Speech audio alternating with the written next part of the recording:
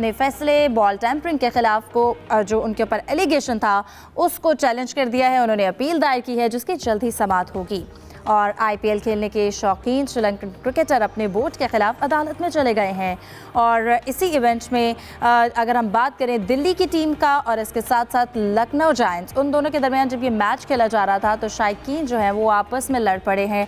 ये सूरत हाल भी हम डिस्कशन करेंगे। जैसे इंडिया हमारे जो इंतजाम है ना उनके ऊपर बहुत से सवाल उठाता है।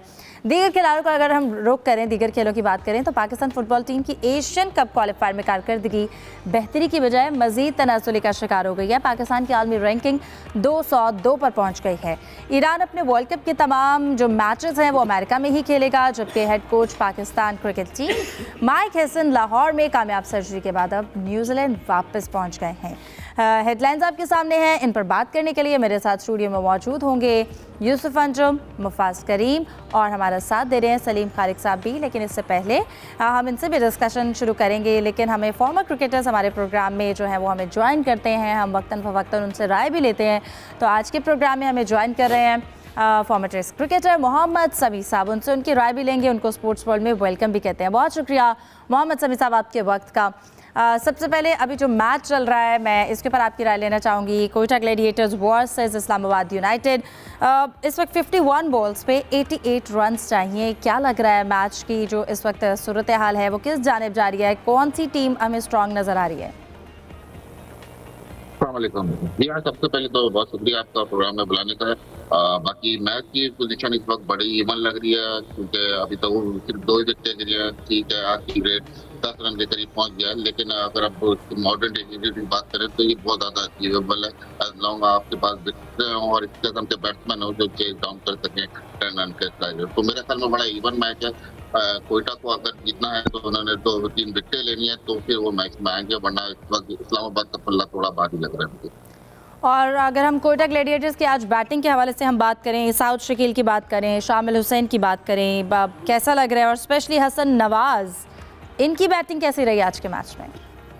जी बहुत जबरदस्त। अगर शुरू से अगर स्टार्ट देखें, स्टार्ट इनको अच्छा मिल गया था, लेकिन बाद में सब शकील बड़ा स्कोर करने में कामयाब नहीं हुए। लेकिन बाद में जिस तरह हसन नवाज ने बैटिंग के लिए आज और बैक टू बैक 50 की है तो बहुत जबरदस्त फॉर्म में नजर आ रहे हैं। और जिस तरह से उन्होंने के लिए धोनी की बदौलत ये टोटल यहाँ तक पहुंचा है और बहुत जबरदस्त उन्होंने किया। और फ्यूचर में भी मैं देखता हूँ कि इस तरह से वो नहीं खेलते रहेंगे तो इंशाल्लाह वो एक बहुत और अच्छे बैट्समैन के रूप में आएंगे।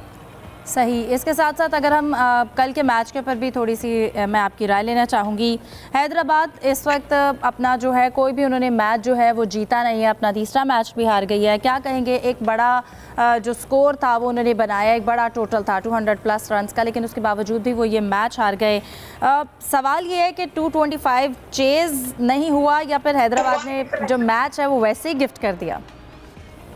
आई थिंक तो नहीं, मैच वैसे तो नहीं, लेकिन थ्रू आउट अगर देखा जाए तो उनके कॉम्बिनेशन में कहीं ना कहीं अभी तक वो जो फिल इन द ब्लैंक्स की वाली बात है, देखिए अभी तक जो है वो परफेक्ट कॉम्बिनेशन अभी तक तलाश ही कर रहे हैं। क्योंकि कल के मैच में उन्होंने शकील खान को खिलाया मिडिल ऑर्डर, फिर 2 बॉलर चेंज किए और मोहम्मद अली जो लास्ट सीजन के उनके बेहतरीन बॉलरों में से थे तो वो आप नया बॉल नहीं करे, तो काफी ज्यादा उन्होंने चेंजेस किए हैं जिसकी वजह से अभी तक उनका स्क्वाड जो है वो फाइनल नहीं अभी तक कॉम्बिनेशन दिख रहा है। क्योंकि जो प्लेयर को बहुत ज्यादा जरूरी होता है कि क्लियरिटी हो उनके रोल के बारे में, क्योंकि इतना फास्ट क्रिकेट है, अगर आप तरह से भी अनक्लियर होते हैं तो वो उस तरह से नतीजे नहीं देते।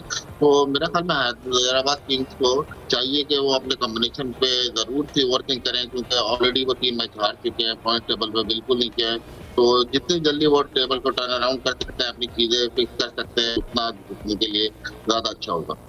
सही। अगर हम फरहान की कल के मैच में परफॉर्मेंस के हवाले से हम बात करें, 57 बॉल्स पर 106 नॉट आउट, उनकी एक शानदार परफॉर्मेंस रही। और इस साल अगर पीएसएल की बात करें तो ये पहली सेंचुरी हमने देखी।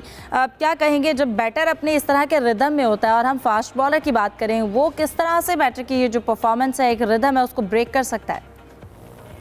जी देखो, फास्ट बॉलर के लिए सबसे ज्यादा जरूरी होता है रियलाइज करना कि वो कहाँ बॉल कर रहे हैं, किस इनिंग के किस स्टेज पे बॉल कर रहे हैं। अगर एज अ फास्ट बॉलर आप नया बॉल से बॉल कर रहे हैं तो कोचिंग ये होनी चाहिए कि अर्ली ऑन अगर कोई स्ट्रिंग और टीम अगर नजर आता है तो उसको जरूर एक्सप्लॉइट करे। फिर आपने स्किल सेट रखें कि अपना हर प्लेयर का अलग होता है, तो डिपेंड करता है कि अपनी स्ट्रेंथ पे रहें।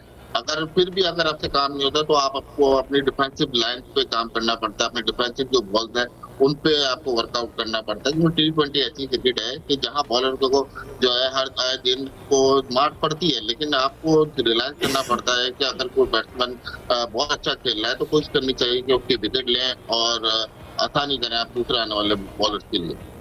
सही। इसके साथ साथ अगर हम लेबिशन की बात करें, हमने साथ से इसको डिस्कस किया है कि जो अगर हम उनकी नेचुरल क्रिकेट की बात करें, वो टेस्ट उनकी है जो उसमें परफॉर्मेंस बड़ी अच्छी है।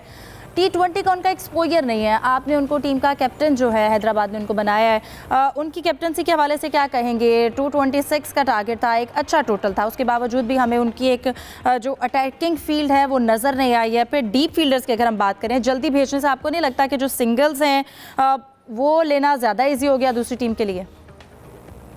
जी हाँ, बिल्कुल। अगर ओवरऑल हम बात करें, थोड़ा-सा नज़र आया है कि लघु चाने वैसे हिमाचल ऑस्ट्रेलिया के लिए वो परफ़ॉर्म करते हुए वनडे और टेस्ट क्रिकेट में नज़र आते हैं।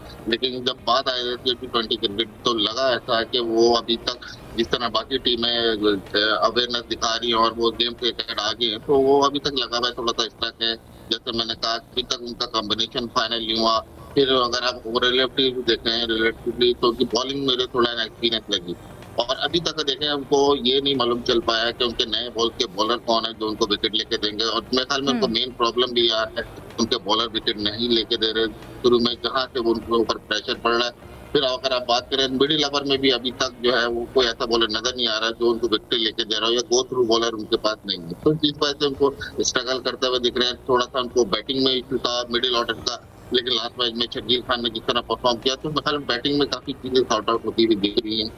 बात करें तो ग्लेन मैक्सवेल भी आ जाएंगे तो काफी चीजें उनकी सॉर्ट आउट हो जाएंगी, लेकिन बॉलिंग में उन्हें थोड़ा सा काम करना पड़ेगा। रिलेटिवली अनएक्सपीरियंस बॉलिंग यूनिट है, तो उनके साथ जितना वो काम करेंगे और जितनी जल्दी वो एडजस्ट कर लेंगे उतना ज्यादा टीम के लिए फायदा होगा। सही। और मैं बस एक आखिरी सवाल आपसे पूछना चाहूँगी, अगर हम आप एक बेहतरीन फास्ट बॉलर रहे हैं और एक शानदार परफॉर्मेंस रही, कंट्रीब्यूशन रहा पाकिस्तान क्रिकेट टीम में आपका, हम जो पीएसएल से अचीव करना चाह रहे हैं और इस वक्त पीएसएल में जो बॉलर्स हैं स्पेशली फास्ट बॉलिंग के हवाले से हम बात करें, कहाँ पर आप देख रहे हैं कि बहुत आउट क्लास है जो चीज़ें चल रही हैं, और अभी भी हमें किन किन जगहों पर उन बॉलर्स को आगे लाने की या उनकी परफॉर्मेंस आपको कैसी नज़र आ रही है? रिलेटिवली अगर अभी तक थ्रू आउट पीएसएल देखें, देखिए परफॉर्मेंस हुई है। एक मैच में हसन अली ने परफॉर्म किया है, शाहीन अफरीदी ने परफॉर्म किया है, लेकिन ओवरऑल अगर आप देखें कि यंग ब्लड की आप बात करते हैं तो अभी तक इसमें इस तरह का टैलेंट नजर नहीं आया है। ओवरऑल अगर आप देखें विकेट की वो कंडीशन नहीं है जहाँ आप कंडीशनली फास्ट बॉलिंग कर सकें। लेकिन ओवरऑल मैं कहता हूँ कि पीएसएल एक स्टैंडर्ड नहीं है, किसी भी क्राइटेरिया नहीं है कि नेशनल टीम में आने का। ओवरऑल अगर आप पूरा ये डोमेस्टिक स्ट्रक्चर देखें तो जितने आपके बेहतरीन परफॉर्मर्स हैं, स्पेशली बॉलर की मैं बात कर रहा हूँ, वो आप खेलते हुए देख रहे हैं। लेकिन इटसेल्फ अभी तक आप देखें कि इंटरनेशनल क्रिकेट जहाँ तक जिस डायरेक्शन में जा रही है, छोटे ग्राउंड फ्लैट विकेट, तो हमें बॉलर को स्टेप अप करना पड़ेगा थोड़ा सा। क्योंकि इनिशियली अभी तो दो मैच में टीमों का, लेकिन आगे जाके मैं देखता हूँ कि ये बॉलर अगर अपनी टीमों के लिए फतवात लेंगे तो फिर आगे जाके वो पाकिस्तान के लिए सर्व कर सकेंगे और पाकिस्तान को फतवात दिलाने में एक किरदार अदा करेंगे। सही, ठीक है, बहुत शुक्रिया मोहम्मद।